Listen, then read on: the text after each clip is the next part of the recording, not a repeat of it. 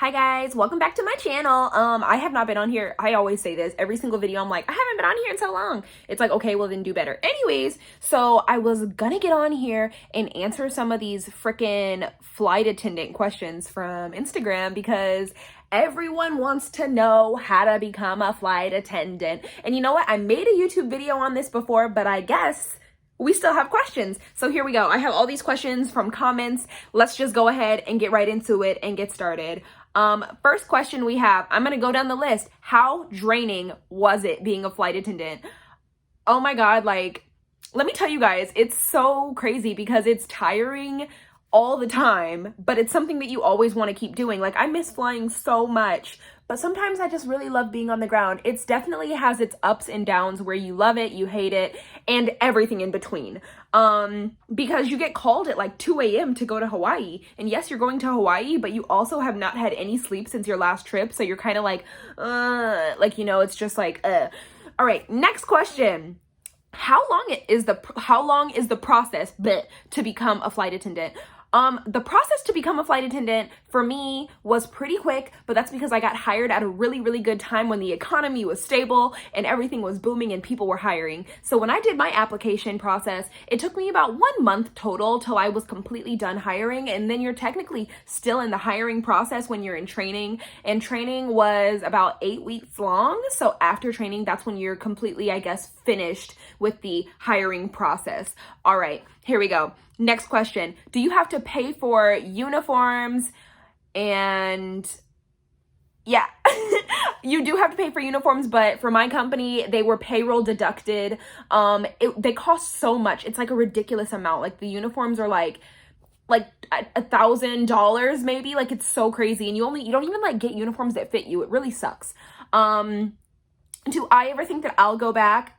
I don't know yet. I wish I could answer this for you right now, guys, but I'm still so young and there's still so much stuff I want to do that I cannot give you guys an answer on whether or not I want to go back right now. All right, next question. Do you need to have prereqs like college? No, everyone asks this question, like, what do I need to major in? What college do I need to go to? What do I need to do? What prereqs do I need? None. The thing about being a flight attendant is that it's a common sense job. So as long as you have a degree in being, a smarty pie, then you should be good because it's really just one of those common sense jobs. We learn everything in training, all of the emergency situations, all of the security information. You will learn all of that in your flight attendant training. No degree required. Just make sure that you're old enough, which is 18 or 21, depending on the company. Make sure you are a citizen of where you're applying for. Make sure you have a valid passport and make sure that you are up to date on your shots. And that is it. Okay. Do you have any experience with animals on board? Do I have any experience? Yes, we always have service dogs. There's always service animals. There's also service ponies. There's also service pigs. There's also, teacup dogs. The thing with service animals and service dogs is like, there is like different restrictions on them, but 9 times out of 10, it was usually just a dog. Like it was just a puppy. And service dogs are really good. Like they just sit there. They're trained. They know like what's going on. They don't cause any problems. Okay. Someone said, I want to be a flight attendant. Can you help me? I get this question so often. People DM me on Instagram and everywhere else, and they're like, Sheena, please, can you help me become a flight attendant? I can't help you guys become a flight attendant, guys. I don't even work for a company anymore that like is flying. So I used to be a flight attendant, but like I said, I was just an employee. And you would do it too for a check. So I cannot help you guys become a flight attendant. I don't have any influence in the hiring process for you guys, but I can give you guys some amazing advice here on my YouTube channel that hopefully you can take with you to become a flight attendant in the future. All right, couple more questions, guys. There's so many. Why do planes disappear in the Bermuda Triangle? Guys, I don't even know if this is even true anymore. I definitely think it used to be a thing. I'm not really sure. I don't even know where the Bermuda Triangle is. Like, is that in the Pacific Ocean or the Atlantic? I don't even know where it's at, guys. I've never gone missing. I've flown a lot of different places, and I don't know if any planes are still disappearing over the Bermuda Triangle. I don't know if that's still a thing or if that only happened back in the 80s. What are the requirements to become a flight attendant? Like I said before in my previous question, 18 years or 21 years old, depending on the company. Make sure that you have, some of your shots up to date, and make sure you graduated high school. That's about it. That's it.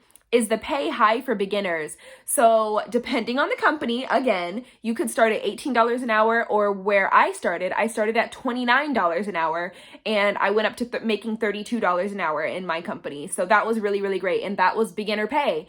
How long does it take to get in? Ooh, how long does it take to get in becoming a flight attendant? It really just depends, guys. Like, I did it at such a great time. So I got in with the company really, really quickly, and it was a fast process for me, and it was like super boom, boom, boom. A lot of people do not have that, and they kind of like struggle to get in on becoming a flight attendant. So it's not as easy for them, if that makes sense. Someone said, would I do it again? I absolutely would do it again, but there's definitely things that I would do differently.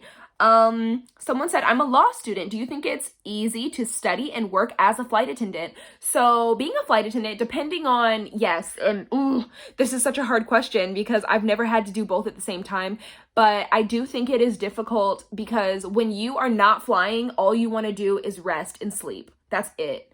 And then when you are flying, you don't have time to really like do things. I mean, kind of, but not really. Like, I don't think you could do both, honestly. I'm sorry for that. Next question. What's the most annoying thing and the thing that you love most about your job? The most annoying thing is crew scheduling. Like, crew scheduling is the most annoying thing ever. So when you're a flight attendant, if you are on reserve, that means you're essentially on call to be flying. They will call you at literally any hour. So you only get a 12-hour rest period. And then crew scheduling will call you at 4 a.m. and be like, hey, you have a 4-day trip and you're going to this city, that city, this city, this city. And like, it's just like, it's so draining. That's the most annoying. The thing I love most is definitely interacting with the people. I'm such a people person. I love to talk, as you guys can tell. And just being able to interact with everyone and like, meeting so many new people, like that is my favorite part of the job. And definitely I love to make people feel comfortable with flying because a lot of people are so scared of it. So what I love to do most is, make people feel comfortable with flying. Easiest way to get the job. I don't even know how to answer that question, guys. I'm really, really sorry. I have no idea because I feel like even I got lucky. Let's see, just like one more question. Can you ask for holidays off? No, you cannot. Not at if you're early on in the company, you cannot ask for holidays off. You kind of just have to work holidays. You can request that time and sometimes you might get it or you might be denied depending on what the people with more seniority have requested. But like I said again, guys, it really just depends on the company you're working for and how long you've been there and what your experience is. And every company is different. So you'll just have to do it and find out. I hope these questions were informative. I hope you guys really enjoyed this video. If you guys have more questions, feel free to keep submitting more questions to me and asking more in the comments. I'm gonna try to get better at making videos and get like quicker and like talk to you guys more because I know you guys love it so much. All right, thanks for watching. Make sure to like, comment, and subscribe so you can see if I post anytime soon. All right, bye.